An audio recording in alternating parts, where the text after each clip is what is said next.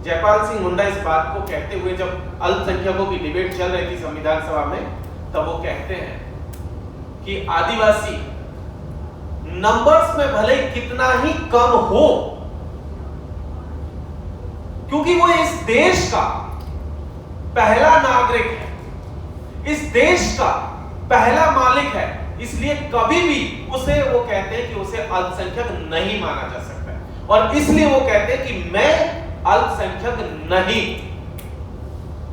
आप जम्मू से लेकर के केरल तक चले जाइए, आप गुजरात से लेकर के मिजोरम तक चले जाइए, हर हिस्से में आदिवासियों से उसकी जमीन लगातार छीनी जा रही है। तो लगातार आदिवासियों की जमीनें छीनी जा रही है, और यह सबसे बड़ा मसला है आदिवासियों के सामने।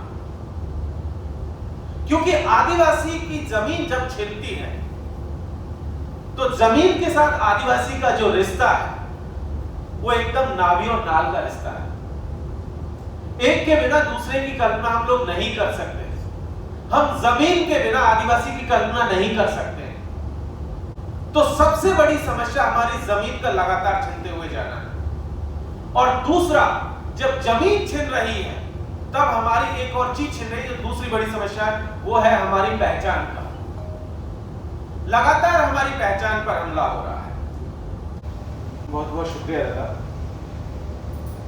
अखिल भारतीय आदिवासी विकास परिषद का शुक्रगुजार हूं कि उन्होंने मौका दिया। आप तमाम साथियों को जोहार। साथियों, आज जिस विषय पर हम लोग बात करने के लिए खड़े हुए हैं, कॉन्स्टिट्यूशन और आदिवासी। संविधान सभा की बैठकें जब शुरू हुई और उन बैठकों को जब वो एक बुक की फॉर्म में वो निकल करके आई और उनको पढ़ना जब मैंने शुरू किया, तो उन बुक्स को पढ़ने से पहले, जितनी भी कॉन्स्टिट्यूएंट असेंबली की डिबेट्स, उनको पढ़ने से पहले हमें मालूम ही नहीं था कि वहां पर कौन लोग थे जो आदिवासियों को रिप्रेजेंट कर रहे थे, क्या उनकी भूमिका थी, उन्होंने वहां क्या किया, कैसे किया, किस तरीके के लड़ाइयां उन्होंने वहां लड़ी और किस तरीके से हमारा हक वहां उन्होंने सुनिश्चित किया। जिसके बाद जो कॉन्स्टिट्यूशन एक मुकम्मल फॉर्म में हमारे सामने आया और उसमें जो हक और अधिकार मिले, वो हम सब लोग देखते हैं। उस असेंबली के दरमियान हम लोग देखते हैं कि 5 लोग, सबसे पहले उसका फॉर्मेशन को भी समझना बहुत जरूरी था, क्योंकि तभी जाके हमें आदिवासियों की समझ भी वहां से मिलेगी। ये तय किया गया था कि 1 लाख की आबादी पर एक प्रतिनिधि जो है चुना जाएगा। उस दौर में यह तय किया गया था 1946 में। और इसीलिए क्योंकि उस समय लगभग 30 करोड़ की आबादी थी और उसके मुताबिक लगभग 300 लोग संविधान सभा में चुने जाने थे। लेकिन हैरानी की बात यह थी कि इन 300 लोगों में जब आदिवासियों का मसला आया तो सिर्फ 5 लोग चुने गए। 2 लोग बाद में और आए, इस तरीके से टोटल 7 का नंबर हो जाता है। और उस समय पर आदिवासियों की लगभग 10% आबादी थी। लगभग उम्मीद की जा रही थी कि 28 से 30 प्रतिनिधि वहां पर होने चाहिए थे, जो कि केवल 5 थे, जिसमें एक जयपाल सिंह मुंडा, बनीफास लाकड़ा, ये दोनों झारखंड और उसके आसपास के हिस्से से हैं। फूलवान साहब छत्तीसगढ़ मध्य प्रदेश से, उसके बाद निकोलस रॉय आसाम से रिप्रेजेंट कर रहे थे, रूपनाथ ब्रह्मा, और इस तरीके से 2 लोग और हैं जो नागालैंड को रिप्रेजेंट कर रहे थे। लेकिन हैरानी की बात यह रही कि इनमें से अगर 2 व्यक्तियों को छोड़ दिया जाए, जयपाल सिंह मुंडा और जे निकोलस रॉय, तो बाकी किसी ने कॉन्स्टिट्यूएंट असेंबली में एक शब्द नहीं कहा। आप इस तरीके से समझ लीजिए कि जैसे आज के हमारे नुमाइंदे हैं जो असेंबली में जाकर के बैठे हुए हैं, पार्लियामेंट में जो बैठे हुए हैं, जो कभी आपको बोलते हुए सुनाई देते नहीं, कभी भी आपके हक की बात नहीं कर रहे, ऐसा ही वहां पर भी सिचुएशन थी। लेकिन इन 2 लोगों ने पूरा मोर्चा संभाला हुआ था। डॉक्टर साहब, मैं आपकी बात से रेफरेंस लेता हूं, विजय सर, आपने जो बात कही कि हम लोग माइनॉरिटी जो है, अल्पसंख्यक की जो बात कही, जयपाल सिंह मुंडा इस बात को कहते हुए जब अल्पसंख्यकों की डिबेट चल रही थी संविधान सभा में, तब वो कहते हैं कि आदिवासी नंबर्स में भले कितना ही कम हो, क्योंकि वो इस देश का पहला नागरिक है, इस देश का पहला मालिक है, इसलिए कभी भी उसे, वो कहते हैं कि उसे अल्पसंख्यक नहीं माना जा सकता है। और इसलिए वो कहते हैं कि मैं अल्पसंख्यक नहीं। और सिर्फ यही नहीं, जब झंडे की बहस चली हो तो तब झंडे की बहस में उन्होंने एग्जांपल्स देते हुए कहा था, जतरा के मेले का दादा उन्होंने एग्जांपल्स दिया कि जतरा के मेले में झारखंड में जब लोग अलग अलग समुदाय के लोग मेले में आते हैं तो हर किसी का अपना एक झंडा है, हर कोई अलग अलग रास्ते से आता है। और वो तमाम एग्जांपल्स देते हुए उन्होंने कहा, और हम देखते हैं कि वो पूरी लड़ाई सिंधु घाटी से लेकर के आज तक की पूरी लड़ाई को वहां पर वो सामने ला करके रखते हैं और वो एक उम्मीद जताते हैं। वो उम्मीद जताते हैं और वो कहते हैं कि जिस तरीके की परिकल्पना आपने की है और जिस तरीके का भरोसा आप इस संविधान सभा को दे रहे हैं, और वो नेहरू जी को चेताते हुए कह रहे हैं कि मैं उम्मीद करता कि आप वही भाईचारा, वही बराबरी हमारे लोगों को भी देंगे। लेकिन आजादी के 75 वर्ष बाद भी हम लोग देखते हैं, चाहे अनुसूची 5 का मसला हो, उसके बाद हम लोगों ने देखा फॉरेस्ट राइट एक्ट का मसला हो 2006, पेशा कानून को देख लीजिए, तमाम बहुत सारे एक्ट हमारे लिए लाए गए। लेकिन हुआ ये कि जमीन पर उतरने से पहले उन्होंने आधे से दम तोड़ दिए। जिस चीज को हम सब लोग जानते हैं कि कैसी आज की सिचुएशन है, हम सब लोग जानते हैं। दो मेन समस्या आज की तारीख में आदिवासी सबसे बड़ी फेस कर रहा है, इस पूरे देश का आदिवासी, और वो है उसकी जमीन का लगातार छीनते हुए जाना। आप जम्मू से लेकर के केरल तक चले जाइए, आप गुजरात से लेकर के मिजोरम तक चले जाइए, हर हिस्से में आदिवासियों से उसकी जमीन लगातार छीनी जा रही है। कभी कोई सरकार आकर के छीनती है, वो किसी भी पार्टी की, वो XYZ जितनी भी है, सबकी मैं बात कर रहा हूं। कभी कोई कंपनी किसी और नाम से आ जाती है, कभी कोई दबंग छीन लेता है, कभी पता चलता है कि सोनभद्र जैसे केस में, जहां 2 साल पहले एक केस आया था कि 1954 में लगभग 70 साल पहले आदिवासियों की जमीन है, वहां के कलेक्टर ने अपने नाम करवा ली किसी तरीके से ट्रस्ट के नाम पर, और उसका मसला पिछले सालों में खुला था। 70 साल तक आदिवासियों को पता ही नहीं, वो 70 साल तक जमीन को बोते रहे, जोतते रहे, उनको पता ही नहीं था कि इसका मालिक को, जो कलेक्टर उस दौर में आया था 50 के दशक में, वो उसका मालिक है। तो इस तरीके से हम लोग देखें तो लगातार आदिवासियों की जमीनें छीनी जा रही है, और यह सबसे बड़ा मसला है आदिवासियों के सामने। क्योंकि आदिवासी की जमीन जब छीनती है तो जमीन के साथ आदिवासी का जो रिश्ता है वो एकदम नाभी और नाल का रिश्ता है। एक के बिना दूसरे की कल्पना हम लोग नहीं कर सकते, हम जमीन के बिना आदिवासी की कल्पना नहीं कर सकते, कल्पना ही नहीं कर पाएंगे। तो सबसे बड़ी समस्या हमारी जमीन का लगातार छीनते हुए जाना है। और दूसरा, जब जमीन छिन रही है तब हमारी एक और चीज छिन रही है, जो दूसरी बड़ी समस्या है, वो है हमारी पहचान का। लगातार हमारी पहचान पर हमला हो रहा है। अभी दादा ने हमारी धार्मिक पहचान की बात कही, वो सही है। एक नए तरीके का नरेशन ये अर्बन सेंटर्स में चलता है, अरे यार तुम तो आदिवासी दिखते नहीं, तुम्हारी तो आवाज वैसी नहीं है, तुम्हारी शक्ल वैसी नहीं है, तुम तो आदिवासी जैसे कपड़े ही नहीं पहनते, तुम तो इतना अच्छा खाते हो, इतना अच्छा पहनते हो, इतने अच्छे से रहते, तुम आदिवासी कैसे हो सकते हो? दूसरी तरफ आरएसएस एक एजेंडा लेकर के चलता है, वो लगातार कहता है कि जो जंगलों में रह रहा है, जो वनों में रह रहा है, वही है, मैदानी इलाकों में, पहाड़ी इलाकों में जो रह रहा है वो तो आदिवासी नहीं है। वो एक लड़ाई उसने छेड़ी हुई है, वो वहां से चला रखा है। वो भी कह रहा है कि जी देखिए आपका जो मामला है, जो जंगल में रह रहा है, जो वनों में रह रहा है, वही वनवासी जो है वही असल में आदिवासी है, बाकी तो कोई आदिवासी है ही नहीं।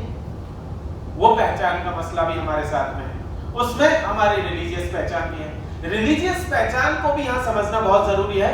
रिलीजन का मतलब यहाँ पर वैसा नहीं है जैसा कि हिंदू धर्म या इस्लाम का मसला या सिखिज्म का मसला या जैनिज्म का मसला या बुद्धिज्म का मसला। वो रिलीजन वाला रिलीजन अपना नहीं है, बहुत क्लियर है। रिलीजन का जब यहाँ मतलब हम बात कर रहे हैं तो हमारी जो असल पहचान है आदिवासी, क्योंकि उसके अलावा बहुत सारे हमारे अंदर के सेक्ट, बहुत सारे अपने अपने कबीले, बहुत सारे समूह भी हैं। उन सब के लिए हम लगातार एक कॉमन टर्मिनोलॉजी इस्तेमाल करते रहे हैं हिंदी में, वो है आदिवासी। इंडिजीनियस टर्म भी उसके लिए इस्तेमाल होता रहा है, जिसकी दादा बात कर रहे थे नेटिव, एबोरिजिनल, ओरिजिनल, और वो सब टर्म आजादी से पहले लगातार इस्तेमाल होते रहे थे। जब संविधान सभा में बहस चल रही थी तब भी ये मसला आया था, और जब ये मसला आया था तो हैरानी की बात यह है, ये डिबेट सरदार पटेल के यहां से शुरू होता है कि आदिवासियों को क्या माना जाए, कहां शामिल किया जाए। तो आदिवासी शब्द पर उन्होंने आपत्ति जताना शुरू की, वहां से ये डिबेट शुरू हुआ। बाद में जब आदिवासी टर्म की जगह एक प्रस्ताव लाया गया कि इसकी जगह कोई दूसरा ऐसा टर्मिनोलॉजी लाया जाए जिसको कि लीगल सेंस, मैं कोट एंड कोट बात कर रहा हूं कि लीगल सेंस में जिसको कुछ उसका कोई वजन, मींस उसको परिभाषित किया जा सके।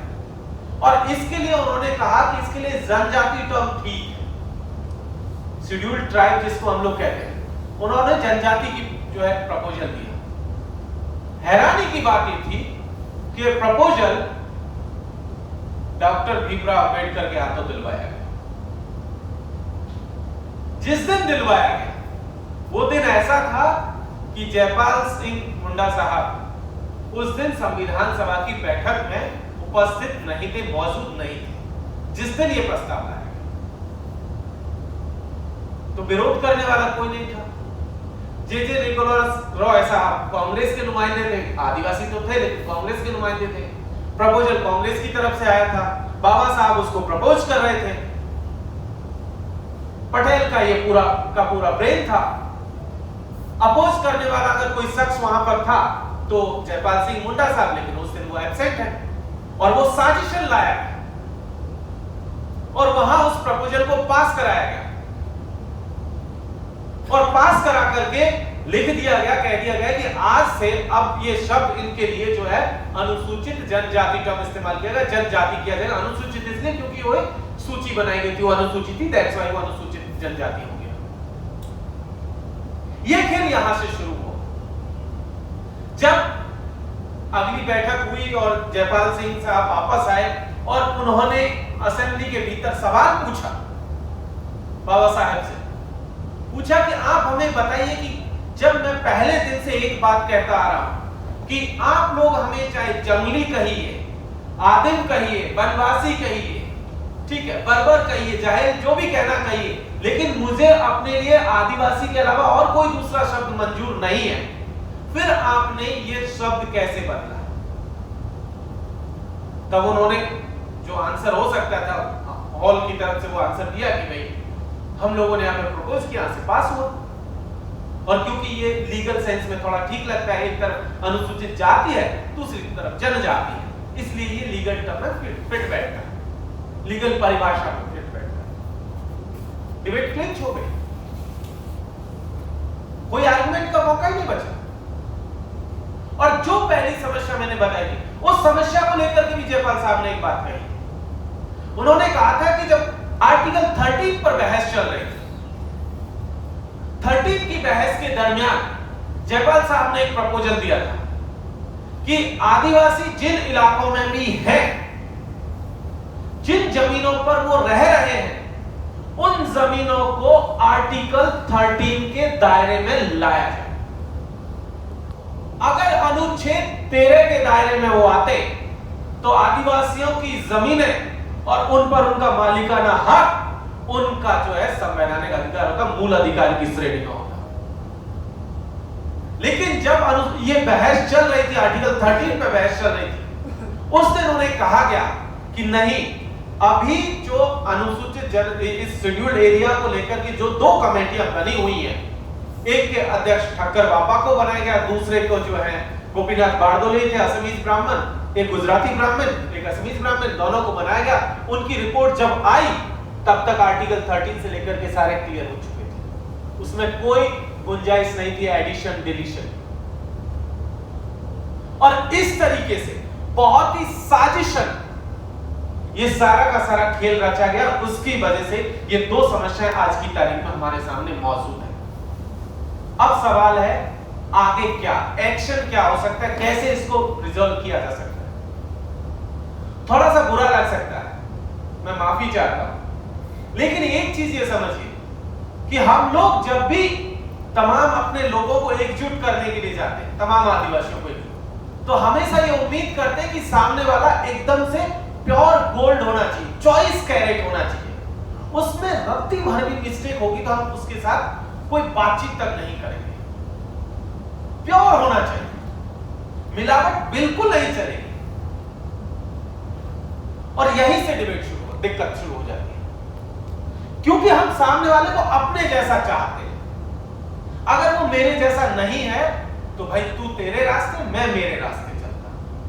और आदिवासियों के साथ जितना डिवीजन आदिवासी समाज में है, वो उनको एक जगह बैठाने, एक तरीके से समझिए, हम लोग हंसी मजाक कर रहे थे अभी, कुछ हम लोग कह रहे थे कि ऐसा समझिए जैसे मेढकों को तराजू में तोलने जैसा, एक को डालेंगे, दूसरे को पकड़ने देंगे, पहला वाला निकल जाएगा, पहले को पकड़ के लाइए, दूसरा वाला साइड में निकल लेगा। तो ये ध्यान रखिए, ये 24 कैरेट गोल्ड का, ये जो प्योरिटी का तराजू लेकर के हम लोग निकले हुए हैं, इसको साइड में रख दीजिए थोड़ी देर के लिए, और हम सबके बीच में कॉमन मिनिमम प्रोग्राम क्या हो सकता है, किस चीज पर हम लोग मिनिमम सहमति हो सकती है, सबसे पहले उस चीज को हम लोग ट्रेस कर लें। और भाई आपकी पॉलिटिकल आइडियोलॉजी अलग हो सकती है, ठीक है, आप लड़ो, चाहिए चुनाव लड़े, कोई दिक्कत नहीं। हमारा मसला, जमीन का मसला तो कॉमन है, सबका कॉमन है, उसमें तो कोई मतभेद नहीं है।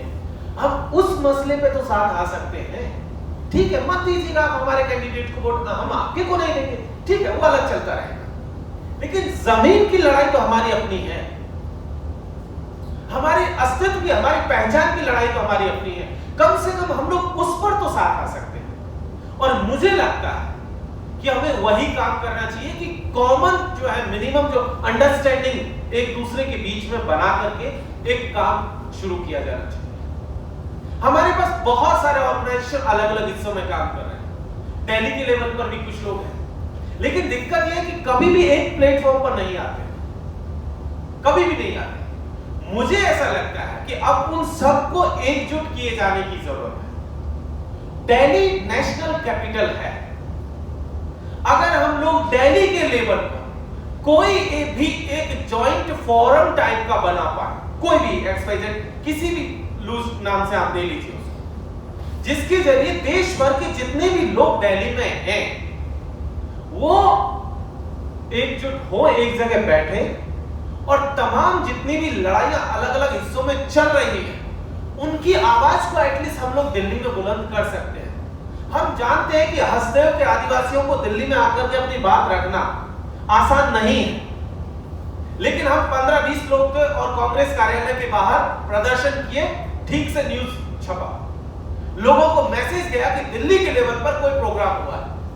नेतरहाट के मसले में हम लोग गए, कांग्रेस की सीनियर लीडरशिप से मिले और भी बहुत सारे लोगों से मिले, मैसेज गया, वहां के लोगों को भी मजबूती मिली कि हाँ भाई उनकी आवाज को उठाने के लिए दिल्ली में 2-4 लोग हैं। जब गुजरात का आंदोलन चलता है नर्मदा ये लिंक परियोजना के खिलाफ, तब हम लोग जाकर के अलग अलग हिस्सों में लोगों से बातचीत करते हैं तो उनको लगता है कि हाँ उनके कुछ लोग दिल्ली में हैं जो उनके हक की बात कर रहे हैं। मेरा ऐसा मानना है कि अगर हम लोग कोई ऐसा लूज फोरम बना पाए जिस फोरम के जरिए तमाम लोगों को एकजुट करके एटलीस्ट जो मिनिमम जो लड़ाइयां हैं हमारी, जिस वजहों से हम लोग जमीन पर लड़ रहे हैं, जंगल में लड़ रहे हैं, खेतों में लड़ रहे हैं, अलग अलग जगहों पर लड़ रहे हैं, उनकी आवाजों को यहां बुलंद कर सकते हैं। दिल्ली में आपका एक छोटा सा मैसेज नेशनल न्यूज बनता है। एक छोटा सा प्रोग्राम कुतुब मीनार के बाहर 32 लोग थे जो परसों जाकर के हनुमान चालीसा पढ़े थे, सिर्फ 32 लोग। जो लोग वहां गए तो उन्होंने कहा कि 50 लोग थे, पुलिस ने कहा टोटल 32 लोग थे।